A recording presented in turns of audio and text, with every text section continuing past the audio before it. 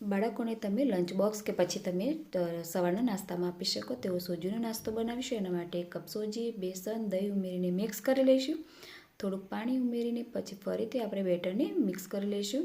તો તૈયાર છે આપણું બેટર. હવે અહીંયા બધા જ વેજીટેબલ્સ ઉમેરીશું. તો અહીંયા ડુંગળી, ટામેટાં, લીલા મરચાં, 1 નંગ આપણે બટાકાને ખમણીને ઉમેરીશું. કોથમીર અને સ્પાઇસી મસાલા ઉમેરીશું. તો હળદર, મરચું અને ગરમ મસાલો અને હિંગ ઉમેર્યા પછી થોડુંક પાણી ઉમેરીને આપણે બેટરને મિક્સ કરી લઈશું.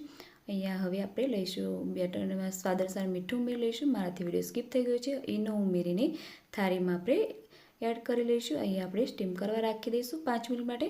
તો અહીંયા આપણો નાસ્તો સ્ટીમ થઈ ગયો છે. તમે જોઈ શકો છો ફ્રેન્ડ. તમે તમારા બાળકોને એમનેમ પણ આપશો ને તો પણ એટલો હેલ્ધી છે અને તમે તેને ફ્રાય પણ કરીને આપી શકો છો. અને સાંજના કે સવારના નાસ્તામાં તમે બાળકોને આપશો તો વારંવાર માગશે.